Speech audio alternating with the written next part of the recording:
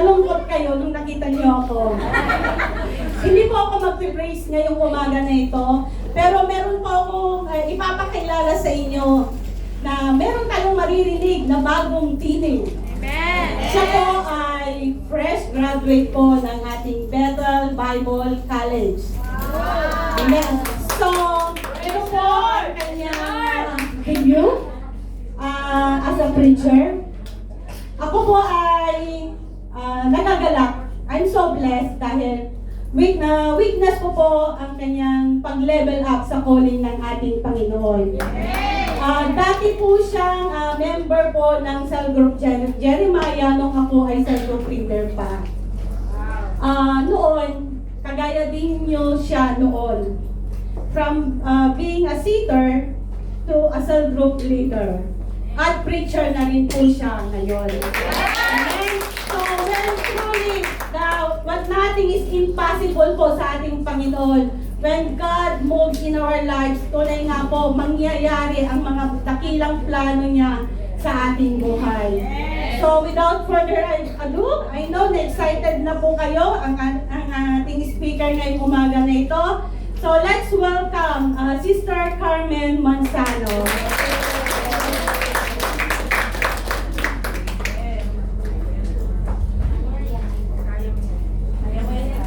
Hallelujah! parang gusto ko mahimatay. Introduction, parang gusto ko lang mahimatay. But anyway, it's a privilege to share the Word of God. Yeah! Sabi nga niyo kanina, from seater. Pero hindi, from backslider to, kasi I was once a backslider. So, yun yung history ng Christian life. So, sa umagang ito, alam ko na napakahirap magbigay ng mensahe, pero kinakaya natin because of the grace of God. Yeah. Hindi ito sarili kong mensahe, kundi mensahe ng Panginoon sa bawat isa sa atin. Alam ko, bawat isa sa atin may history sa buhay. Sa akin noon,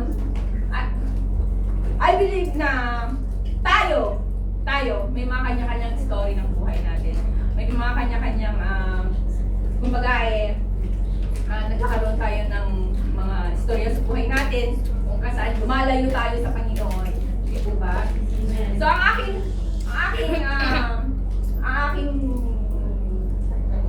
title sa araw na ito is On the Way Back Home. Kasi binis ko to sa aking experience before. Sabi ko nga, ako kasi sabi ko nga, I am a backslider before.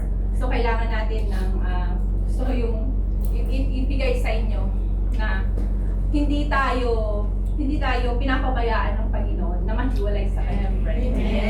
God has a plan for us, for each of us. Yun ay yung bumalik tayo sa presensya ng ating Panginoon. So, the story of Prodigal Son, ito ay very common sa bawat isa sa atin. Alam ko, very familiar kayo dito kasi napaka-dramatic yung story ng father and son. So, makikita natin dito na yung son nagbalik sa presensya ng Panginoon. Ito yung storya ng bawat isa sa atin.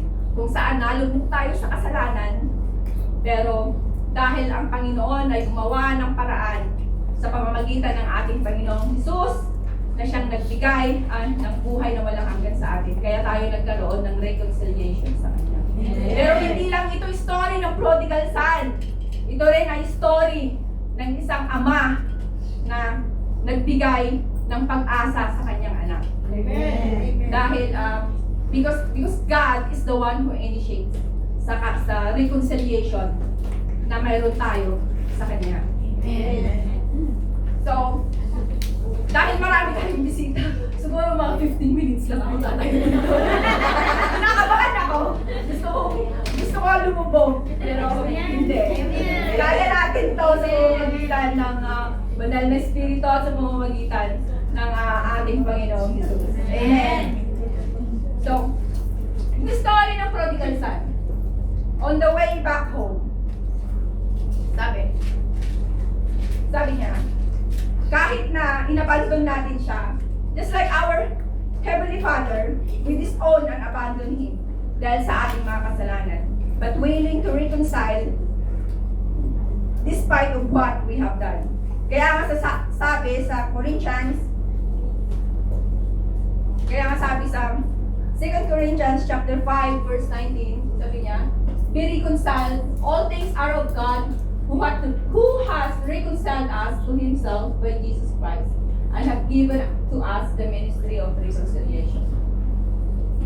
Ang Panginoong Jesus, ang ating Diyos Ama na nasa langit, siya ang nagbigay ng daan ng reconciliation sa atin sa Kanya, sa pamamagitan ng ating Panginoong Jesus, sa Kanyang sa cross ng Kalbaryo. Hindi natin kayang lumapit sa Kanya.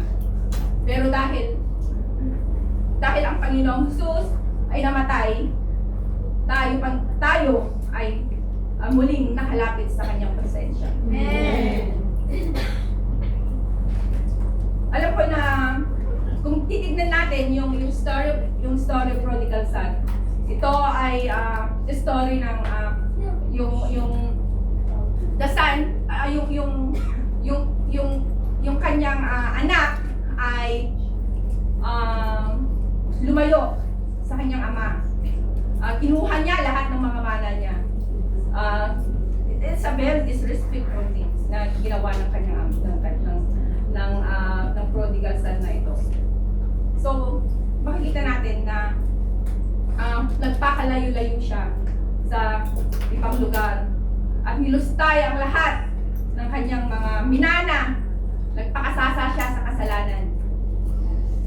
And after that, nagkaroon ng famine doon sa lugar na yon. Nagkaroon ng drought, nagkaroon ng kahirapan sa lugar na yon. At itong anak na ito, wala siyang magawa, kundi dahil wala na yung kanyang pera, wala na ang kanyang mga kinuhang mana mula sa kanyang ama. Wala siyang ginawa, wala na siyang, ang nangyari sa kanya, nagkaroon na siya ng nag-work na siya, nagtrabaho na siya sa kanyang sa lugar na iyon. It means napakahirap na yung dinanas niya. Napakahirap ng dinanas niyang kahirapan sa lugar na iyon. And yun, nagkaroon siya ng pagkakataon na ma-realize sa kanyang sarili na babalik siya sa kanyang ama. So, sa atin, gusto ko yung goal ang goal ko sa araw na ito bilang isang mananampalataya ay magkaroon din tayo ng reconciliation sa ating ama. At there is 4 things na gusto kong ibahagi sa inyo na possible towards reconciliation to our Lord, to our Almighty Father. Amen.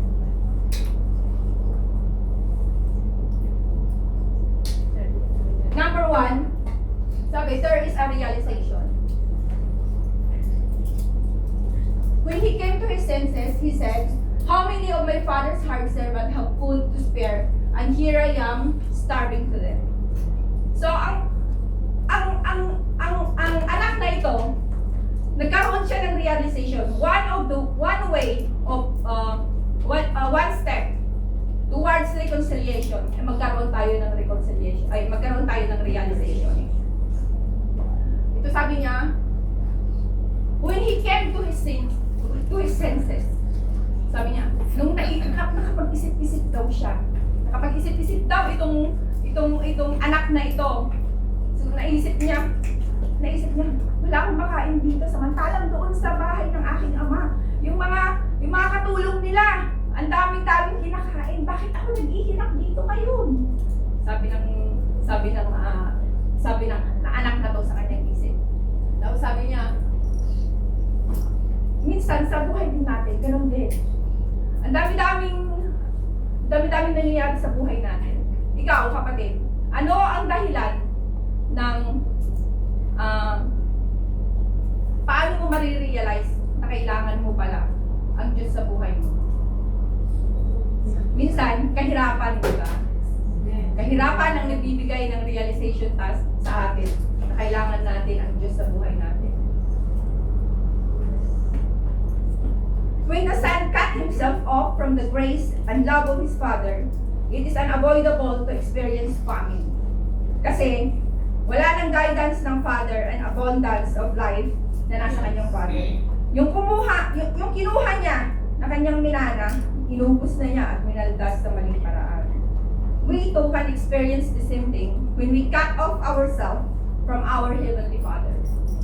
Ganun din tayo. Pagka lumalayo tayo sa presensya ng Panginoon, nagkakaroon tayo ng famine. Nagkakaroon tayo ng spiritual famine.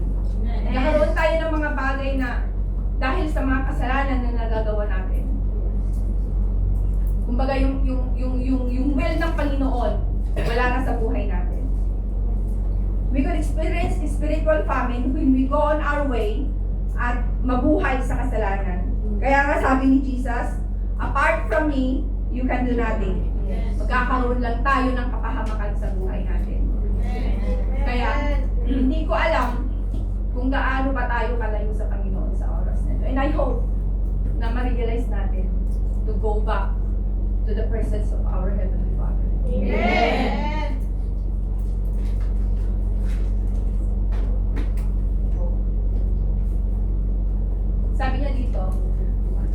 Sabi niya, the recognition of sin is the beginning of salvation. Amen. Sabi ni Martin Luther. Totoo ito. Sabi niya, this is true. We need honest self-awareness. Minsan, kinakain na tayo ng pride. Kinakain na tayo ng self-righteousness. Minsan, hindi pa natin nararamdaman yun, hindi pa natin nakikita. We all have shortcomings. We don't need to cover up our faults, but humbly accept it. Kagaya ng prodigal son na ito. Itong prodigal son na ito, inamin niya sa kanyang sarili na mayroon siya pagkakamali. Amen. Minsan tayo, mahirap nating aminin sa sarili natin may mga pagkakamali tayo. If we are full of pride and self-righteousness. Amen ba? Amen. That's why realization is very important. It is a journey toward spiritual rescue. Begins the moment an individual concisely recognizes their desperate need for a Savior. It is a shift from self-reliance on divine grace. Hindi natin kayang iligtas ang ating mga sarili. Kailangan mo ang Panginoong Jesus sa buhay mo. Amen.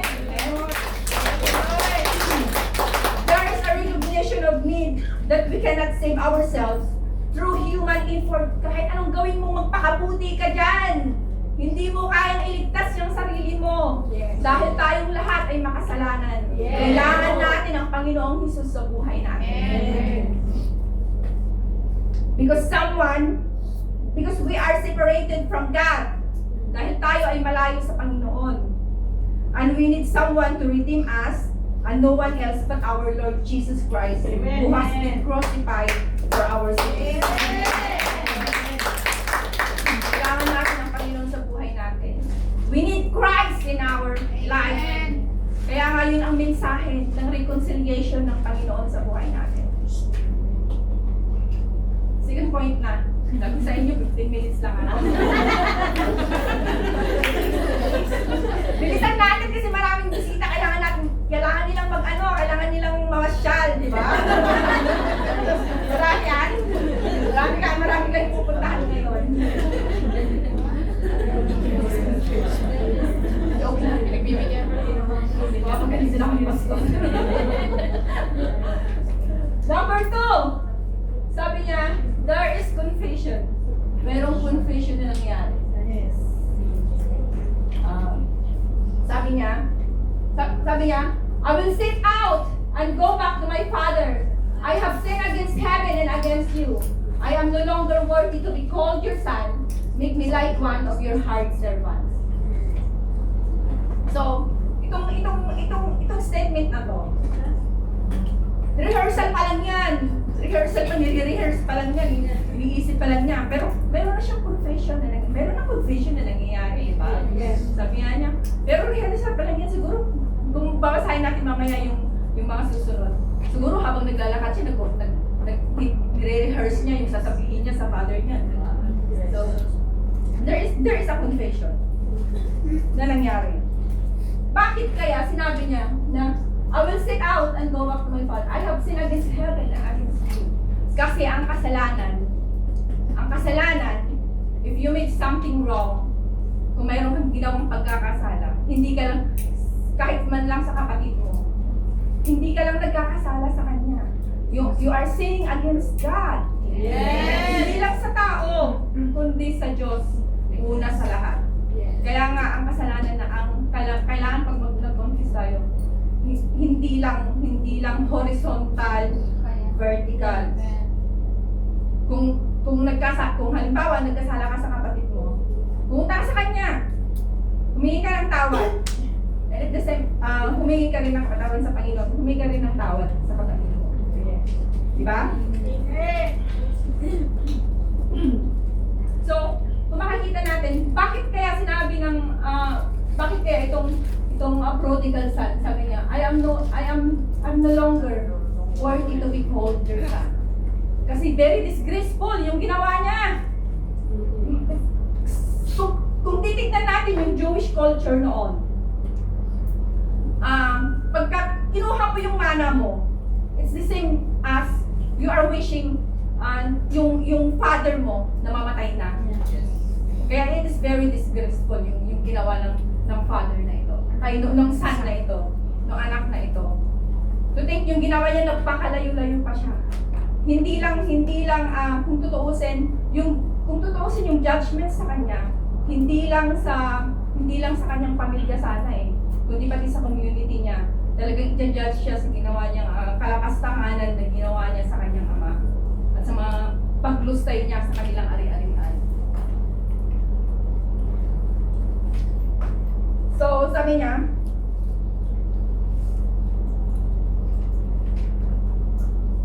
his confession involves deep repentance, recognizing his sin against God and his Father. There is a full regret. Habang siguro inaano niya to, talagang basag na basag yung kanyang damdamin. Ganon din tayo, di ba? Pag nagkakasala tayo, naranasan niyo na ba yung Lord, I have sinned against you! Yung bang talagang akala mo nakagawa ka ng isang bagay na hindi maganda, na talagang pinagsisisihan mo. Meron na ba sa inyo yun? Yes. Mayroon ako one time, nung iniwan ko yung isang amo. Sabi ko, Lord, nagsisisi ako. Talagang iniyak ko siya. Iniyak ko siya madaling araw. Talagang iniyak ko siya. Parang yung basag na basag yung damdamin ko that time. Sabi ko, it's not, parang hindi ko ma-explain yung feeling. Hindi ko ma-explain yung feeling, pero yung regret mo, yung iiyak ka na lang. Yung wala kang ma-utter na salita. Pero yung iyak mo talaga, as in, yung tulo ng luha mo. In his confession, shifting himself from arrogant to humility. Ganun din tayo. Pag nagko-confess tayo ng sarili natin, ng kasalanan natin, meron bang nagko-confess na still arrogant? Kung di ba? Kailangan, meron tayong tinatawag na humility. Kailangan yun para madinig tayo ng ating Panginoon, ng ating Diyos Ama. In recognition of his sins and the fact he had fallen from grace and no longer worthy to be called Father's Son. Just imagine the guilt he is bearing and he is taking the blame and responsibility of his action. Sabi niya, hindi na ako karapat-dapat na maging hard servant na lang ako. Yung pinakamababa na lang. Pinakamababa. Kasi, sabi ng sana to, iniisip niya sa buho, I'm not worthy. Lahat tayo, hindi tayo worthy. Kagaya din tayo. Hindi tayo worthy hindi tayo worthy sa paningin ng ating Diyos Ama. Nagiging worthy lang tayo dahil sa ating Panginoon.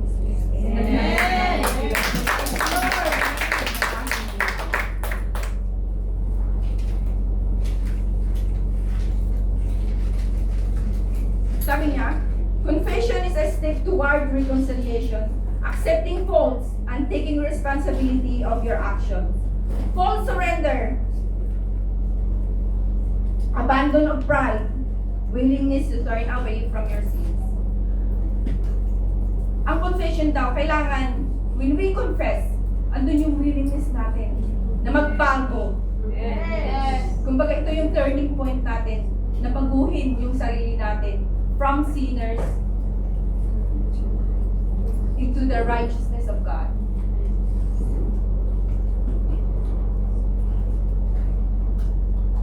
Sabi niya, if we confess our sins, He is faithful and just to forgive us our sins and to cleanse us from all unrighteousness.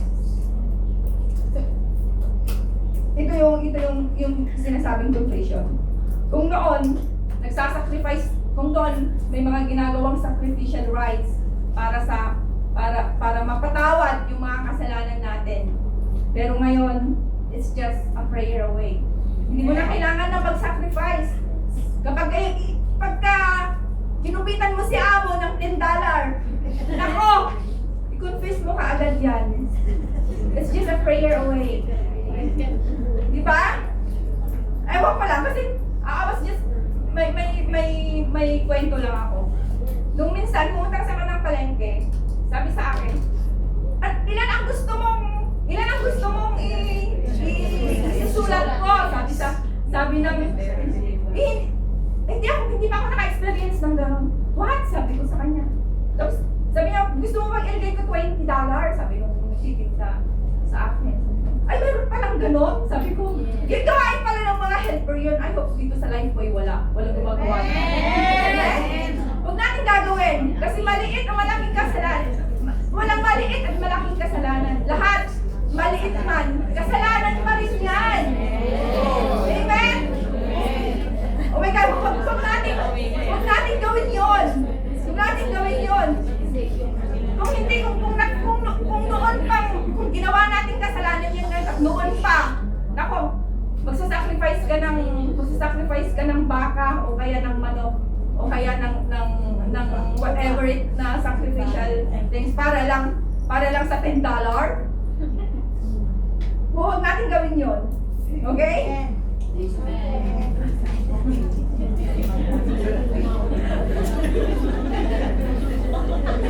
Natatawa lang ako.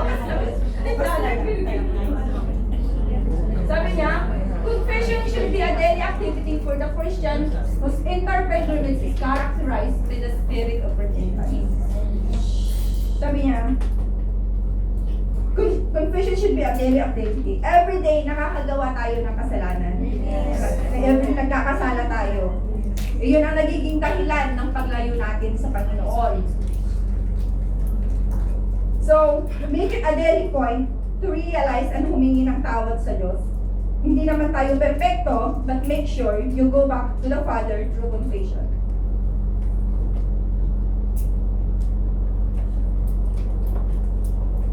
Sabi sa Proverbs 28 verse 13, whoever conceals their sins does not prosper, but the one who confesses and renounces them finds mercy. Wala kasi tayong may tatago sa Panginoon eh. Hindi, wala kang tayo ay hubad sa paningin ng Panginoon. Kahit ang isipan natin, makikita yan ng Diyos. Kaya kahit na mag-pretend ka, kitang-kita yan ng Panginoon. At alam ba natin na pagka hindi tayo nag-confess ng kasalanan natin, nagiging hindrance yan ng breakthrough ng buhay natin. That's true. Isa sa dahilan ng kahirapan, isa sa mga dahilan na hindi tayo lumalago spiritually and financially, physically, gano'n, dahil sa kasalanan. We're concealing sin. Kaya dapat tayo ay magbigay ng confession. This confession is important towards reconciliation. Amen. Amen.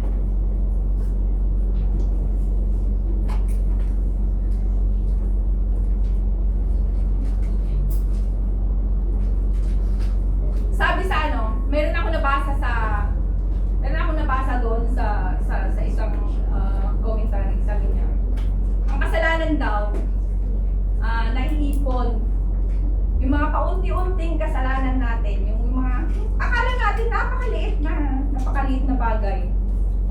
Parang hindi ba nare-recognize na, hindi natin nare-recognize na kasalanan. Pag naiipon yun, nagiging dahilan yun para maging harden yung puso natin. Kaya, it is very important na magkaroon tayo ng confession every day sa lahat ng ating mga ginagawa. Kailangan nating minsan bago tayo matulog, ano ba yung nagawa kong hindi maganda sa araw na ito? Ano ba yung mga bagay na nagpalayo sa akin sa Panginoon sa araw na ito? Kailangan natin yun. Kailangan natin ng self-awareness.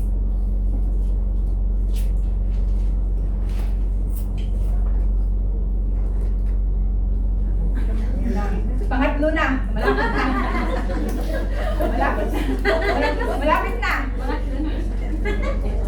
So number 3. Sabi niya, there is compassion. Sabi niya. Compassion. Ito yung isa sa mga dahilan, isa sa mga dahilan for a possible reconciliation. Sabi niya, but while he was still a long way off, his father saw him and filled with compassion for him. He ran to his son, threw his arms around him, and kissed him. It is the gesture of our Heavenly Father.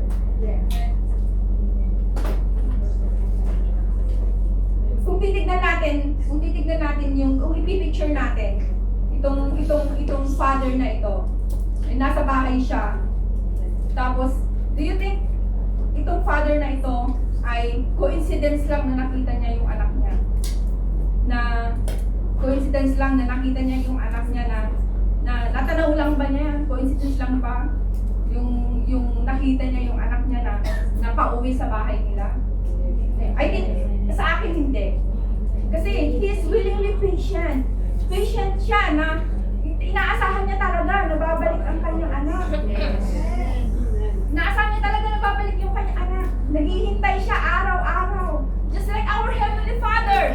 Araw-araw na naghihintay sa atin to come into His presence again. Kaya kailangan natin, this time, I want us to go back to His presence. Itong father na ito, kung titignan natin, sa cultural background ng mga Hebrew, ng mga Jew, ang ama ay hindi ang ama hindi sila yung lumalapit sa anak. Hindi po pwedeng sa kultura nila, hindi sila po pwedeng tumakbo at salubungin yung nakababata sa kanila. Pero itong gesture ng Heavenly Father, He doesn't mind. Wala siyang pakialam sa kung ano ang sasabihin ng iba. Pero, ang ginawa niya, talagang He ran towards the son. Dahil mahal na mahal niya yung kanyang anak. Siguro nakita ng father na to habang malayo pa lang yung anak niya, nakikita na niya yung regret na nararamdaman ng kanyang anak. Nakikita na niya sa aura pa lang ng kanyang anak. Nakikita na niya yung desperate ng kanyang anak. So, he doesn't mind about his dignity. Kasi, ikaw ba naman nung unang panahon, nakaroon ka. Kasi ang nila, nakaroon sila eh. Sila ay nakaroon nung unang panahon. Ang mga, yung mahahaba. So ikaw, tatakbo kang ganun, parang hindi ka dignified, di ba? Yung mga ganung bagay. So, it doesn't matter. It doesn't matter sa father na ito. Ano man ang sabihin ng iba sa kanya. Yung kanyang pagpunta pa lang, yung kanyang he's running towards his son, yun pa lang, nagsisimbolize na ayaw ng Panginoon na i-judge yung kanyang anak. Ayaw ng father na to na i-judge yung kanyang anak ng kanyang community, ng kanyang mga kapitbahay. Kasi kung makikita nila yung anak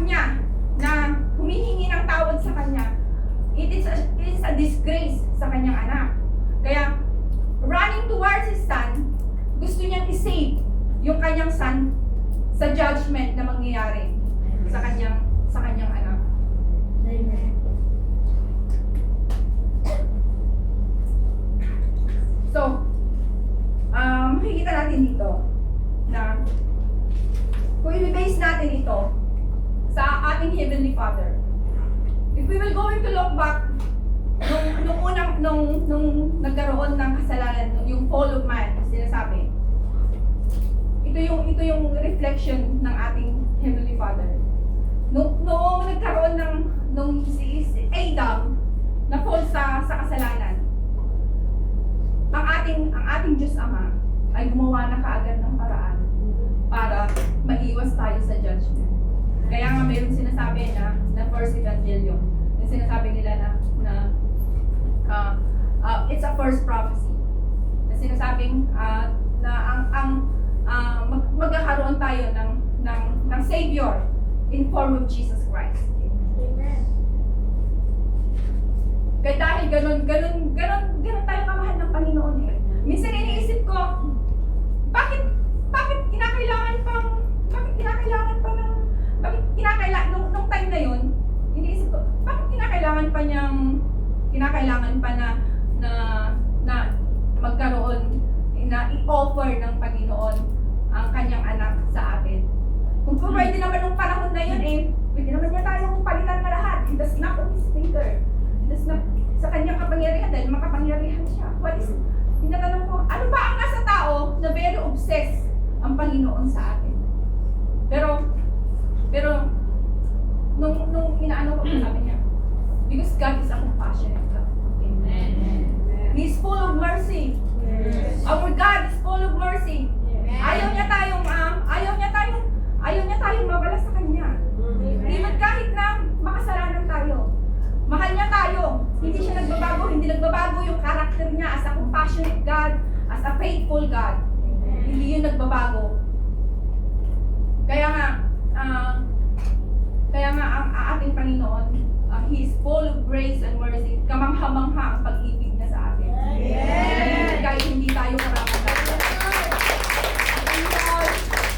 Ang Panginoong Jesus, ang ating Almighty Father, siya ang nagbigay ng daan through reconciliation. Amen. Para ma-reconcile tayo sa Kanya.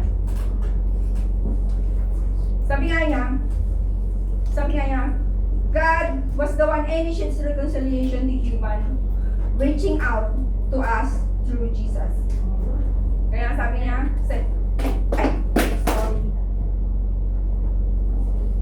sabi sa Romans chapter 5 verse 8, but God demonstrates His own love for us in this, while we were still sinners, Christ died for us. Amen. Makasalanan man tayo, namatay ang ating Panginoong Jesus para sa atin. Amen. Hindi naman kasi tayo yung God loves us, but yung kasalanan na mayroon tayo, yun ang ayaw ng Diyos sa atin. Yes. Kaya nga, gumawa siya ng paraan. Dahil sa pagmamahal na yan, gumawa siya ng paraan para magkaroon tayo ulit ng connection sa Kanya. Magkaroon tayo ulit ng reconciliation sa Kanya. Yes. Kaya ngayon, sabi niya, but God demonstrates His own love for us in this. While we were still sinners, Christ died for us. Mahal niya tayo, but it's not a sin na mayroon tayo. We are not worthy to Him. God's compassion motivates God to act by sending Jesus Christ in the cross of Calvary to take humanity's pain and sin. He bore the consequences of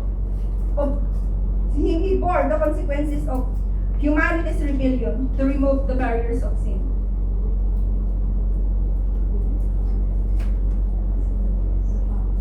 Kapar, ito yung sinasabing atonement. Ang ibig sabihin ng kapar, ang ibig sabihin ng reconciliation in a Hebrew word is kapar. It means atonement. Yun ang ginawa ng Panginoon sa atin. Kung tatanggapin mo ang Panginoong Jesus sa buhay mo sa araw na ito, bilang Diyos at nakapagligtas ng iyong buhay, magkakaroon ka ng buhay na walang hanggan. Dahil ang Panginoon, hindi na yung kasalanan mo ang tinitignan niya Pagka tinanggap mo ang Panginoong Jesus, hindi na yung kasalanan mo ang nakikita niya. Yes. Kundi ang Diyos, kundi ang Panginoong Jesus na tinanggap mo dahil na namatay sa cross. Kaya nga, it is necessary for us na tanggapin ang Panginoong Jesus sa buhay natin. Dahil hindi natin kayang iligtas ang sarili natin. Ang nakikita ng Diyos sa atin ngayon ay isang makasalanan. Pero pag tinanggap mo ang Panginoon sa buhay mo, ang nakikita na niya ngayon ay ang Jesus na tinanggap mo. Dahil siya ang naging daan ng way sa ating Heavenly Father. Amen. Sabi niya, God made Him who had no sin to be sin for us, so that in Him we might become the righteousness of God. Kumbaga itong nangyari. Ang ginawa ng Panginoon, kino-cover niya yung kasalanan natin. He is the covering of our sin. Kaya nga nagkaroon tayo ng reconciliation. Nagkaroon tayo ng kapayapaan sa ating Diyos Ama. Amen.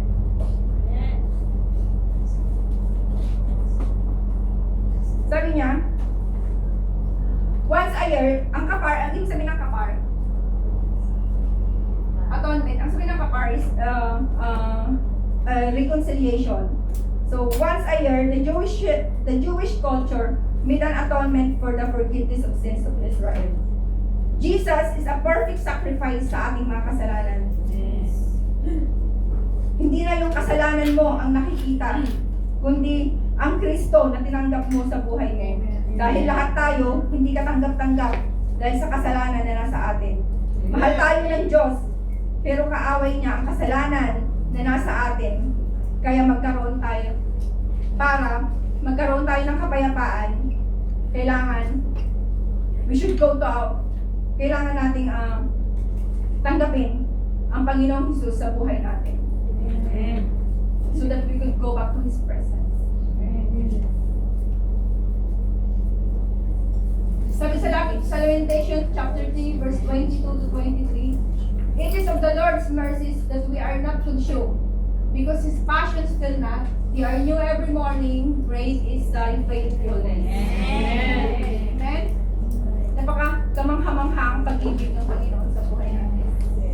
He is a compassionate God.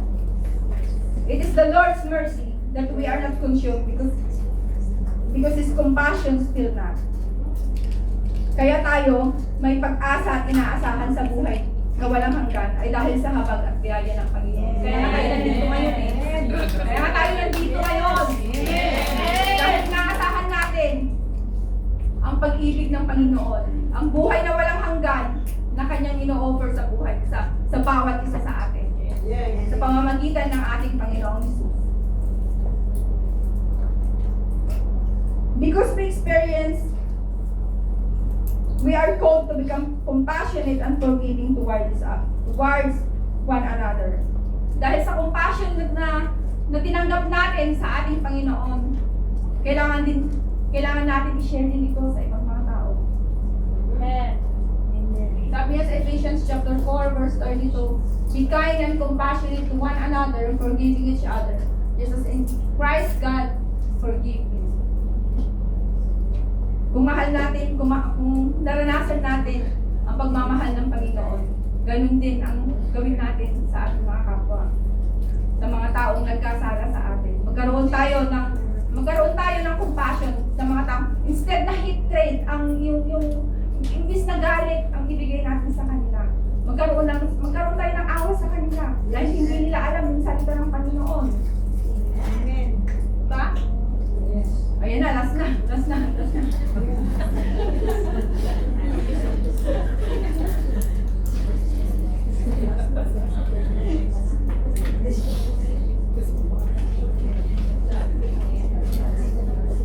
Sabi, there is restoration.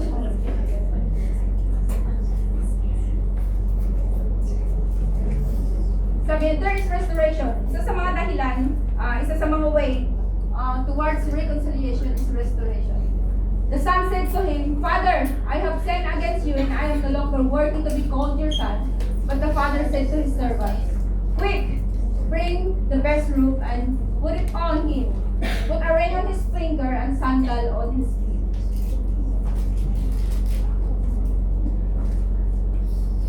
Kung titignan natin yung symbol ng mga inoffer ng father na ito sa kanyang anak. Sabi niya, bring the best robe. Sabi niya. Ang symbol ng robe is an honor. It's a righteousness. It is a covering of past, representing new self being clothed in grace.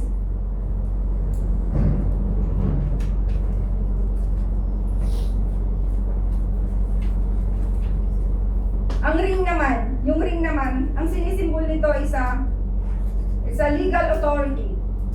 It's a stewardship and a family identity. It represents restoration of sonship. Ang sandal, ang nirepresent nito, symbolizes freedom, dignity, and a new beginning. Ibig sabihin to, nung binigyan ng ama ng mga bagay na to, ibinalik niya ang pagiging sonship ng kanyang anak. Hindi condemnation. Hindi siya kinondemn ng father na ito. Instead of condemning them, condemning the son, hindi niya ginawa. Bagkos, ang ginawa niya, ibinalik niya kung ano ang nawala sa kanya. Ni-restore niya ang lahat ng itong mga bagay. Just, parang sa atin lang din. It illustrates na yung kanyang rebellion. Ni-illustrate nito na ang even yung nagkaroon ng rebellion yung kanyang anak. Nagkaroon siya ng total restoration and reconciliation to his father. Sabi sa Hebrews chapter 8 verse 12, "For I will forgive their wickedness and will remember their sins no more." Hindi tayo, kapag ang ating mga kasalanan, pag humingi tayo ng kapatawaran sa Kanya, nagkakaroon tayo ng full restoration because of God's compassion toward us. Kahit gaano pa tayo kalayo at makagawa ng maraming kasalanan, God's mercy is always available kapag nagkaroon tayo ng confession sa Kanya.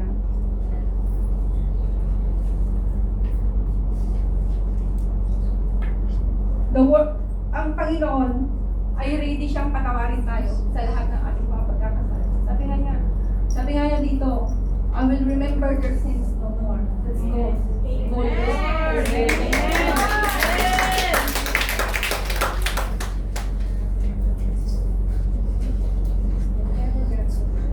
Sabi niya, whenever God restores something, He restores to a place greater than it was before. Whatever grave and painful situation we have done, God will turn them for a greater purpose. Even your past mistakes and brokenness, He will turn into blessing and breakthrough. Amen. So, I remember meron yung anak ko nung nasa kindergarten siya. Meron silang kinakanta na Humpty Dumpty. Alam niyo yung Humpty Dumpty? Yes. Yung sabi niya, Humpty Dumpty sat on the wall. Humpty Dumpty had a great fall. All the king's horses and king's men couldn't put Humpty Dumpty together again. Nagtapos lang doon. Pero yung teacher niya, kasi Christian yung teacher niya, binigyan niya sinamahan niya ng isang line. Tapos sabi niya, naging ganito na lang. Humpty Dumpty sat on the wall. Humpty Dumpty had a great fall. All the king's horses, all the king's men couldn't put Humpty Dumpty together again. Because only God can put Humpty Dumpty together again. Humpty Dumpty ay isang itlog. Di ba pag na-crush na yung eggshell ng itlog, mahirap mo nang restore, buuin. Pero, kagaya tayo niyan ng ating sitwasyon sa ating Diyos Ama. Yun ang sitwasyon natin. God makapag-restore sa bawat isa sa atin. Whatever mistakes you have, whatever wrongdoings you did, lahat ng yon ay kayang i-turn ng Panginoon into blessing. If you are fully surrendered to the will of God. Kung tinatanggap mo ang Panginoong Jesus sa buhay mo, yung nagkakaroon lang tayo ng full restoration. Sabi, the cross is the ultimate evidence that there is no length the love of God will refuse to go in effecting reconciliation. Tingnan mo ang cross ng Calvary. Yun ang rason. Yun ang reason kung bakit ang Panginoong Jesus ay dumating dito. Para magkaroon tayo ng buhay na walang hanggan. Magkaroon tayo ng reconciliation. Dahil hindi natin kayang i-reconcile yung ating sarili sa Kanya without the help of our Lord Jesus Christ. Kaya nga sabi ng Panginoong Jesus, I am the way, the truth, and the life. No one comes to the Father except through me. Sabi natin, dahil ang Panginoong Jesus, dahil pag tinanggap natin ang Panginoon sa buhay natin, doon lang tayo nagkakaroon ng true reconciliation to our Heavenly Father. That's why binigay niya ang kanyang bugtong na. Kaya sabi sa John 3:16, for God loved the world that He gave His only begotten Son, that whoever believeth in Him should not perish but have everlasting life. Dahil ang reconciliation nagsisimula sa pagtanggap mo sa Panginoong Jesus. Ang salvation mo ay dahil sa Panginoong Jesus. Dahil hindi na yung kasalanan mo yung tinitignan ng Ama, kundi ang Diyos, si Jesus na tinanggap mo sa buhay mo, yun na ang nakikita niya. Hindi ko alam kung bawat isa sa atin, hindi ko alam kung ano yung sitwasyon natin. Gaano na ba tayo kalayo sa Panginoon? Gaano na ba tayo kalayo sa Panginoon sa pagkakataong ito? May mga bagay na nagpapalayo sa atin sa Diyos. Minsan hindi natin namamalayan na lumalayo tayo sa Panginoon. Hindi man na, yung mga kunti-kunting kasalanan, nakala mo, hindi nagpapalayo sa'yo sa Panginoon. Pero, there is a calling sa araw na ito. That we come to reconcile ourselves to God. We come to His presence again. Sa araw na ito, sa oras na ito, I want us to, gusto kong isipin natin. Gusto mag-meditate tayo for a few seconds. Ano ba yung mga bagay na nagpapalayo sa atin sa Diyos? Cellphone? Pag maganda yung trabaho natin, parang pag okay na yung buhay natin, pag okay na yung buhay natin, yung trabaho natin, parang wala na tayong ganang manalangin, wala na tayong ganang devotion. Yung mga bagay na nagpapalay sa atin. Ano pa yung mga bagay na nagpapalay sa atin sa Panginoon? Boyfriend mo, baka hindi mo namamalayan. Totoo yun. Yun yung dahilan para maging malayo tayo sa Diyos. Yung trabaho mo, baka yun ang nagiging dahilan, puro ka na lang overtime. Puro ka na lang overtime. Minsan, pag tinatawagan ka na ng cellphone leader mo, magsisinungaling ka pa. Yung kasinungalingan, yung pag-pretend, nagpapalayo yan sa ating Panginoon. Let's make it a way na tayo ay bumalik sa kanyang presensya. I don't know what our situation. Hindi ko alam kasi kahit ako, ramdam ko din yan minsan. May mga pagkakataon na may mga pagkakataon na parang hirap akong manalangin. Hirap akong mag-devotion. Yun yung hindi mo namamalayan. Ito na pala yung starting point ng paglayo mo sa Panginoon. Make it a point na tayo ay laging nasa presensya ng Panginoon sa bawat araw. Kasi hindi natin alam bukas makalawa o nga mamaya may mangyari sa iyo dyan and you are not in the presence of God. Diba? So this time, I want us na tayo ay lumapit sa Panginoon. tayo ay magkaroon ulit ng reconciliation sa Kanya. Magkaroon tayo ng full restoration. Magkaroon tayo ng full reconciliation sa harap ng ating Panginoon. Amen. Bilang sa pamamagitan ng pagtanggap natin sa ating Panginoon. So, let us all stand up.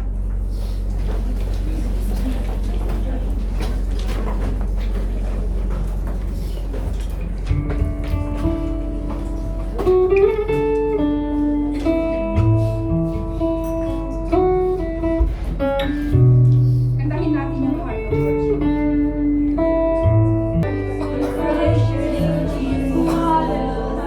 Worship the Lord. Worship His mighty name.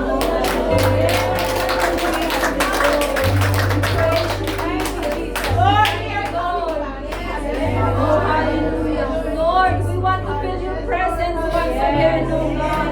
Oh, hallelujah. Tulungan mo po kami, Panginoon, na mahanap, oh God, ang iyong presensya sa oras na ito, Lord. Lord, maraming mga paraan, maraming mga kadahilanan sa buhay namin. Na minsan hindi namin makaramdaman ng iyong presensya, Lord. Lord, we want to feel you once again, Lord God.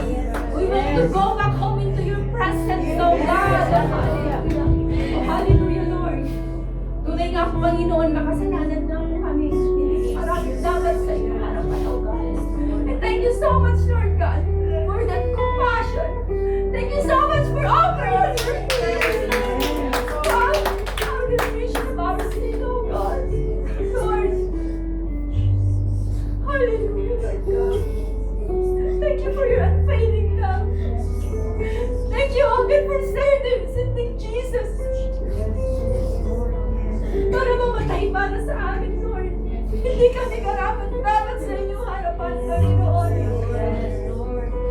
Nabubuhay lamang po kami dahil sa inyong habag, dahil sa inyong biyaya, oh God. Lord God, forgive us. Forgive us, Panginoon, sa mga bagay na nagagawa po namin sa maganda. Lord, we cannot hide anything from you.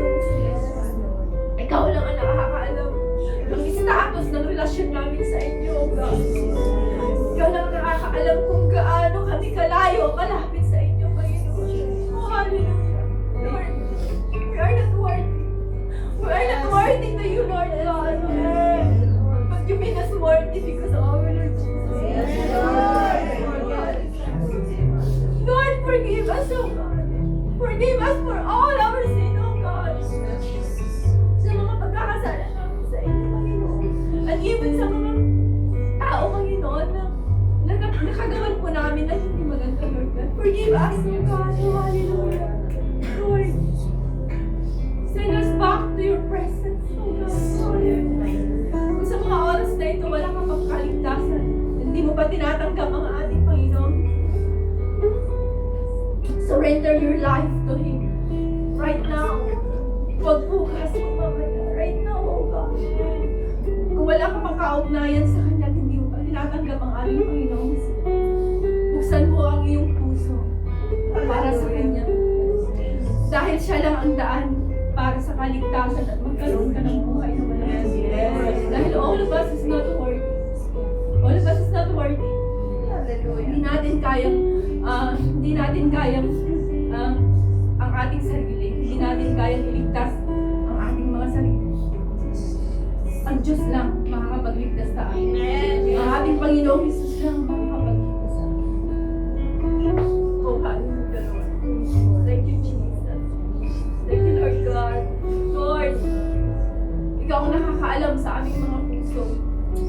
Ikaw ang nakakaalam, Lord God. Kung mayroon pa kami mga bagay na kinukonsil sa aming puso, Panginoon, ng mga kasalanan, patawarin mo kami, Panginoon. Kami po ay hayag sa inyong harapan. Kami po, Panginoon, ay wala kaming maikukubli sa inyong harapan. Oh, hallelujah. Tulungan niyo nga po kami, O Diyos, na makabalik sa inyong presensya sa oras na ito. And Lord God, dalangin ko, Panginoon, ang bawat isa sa amin.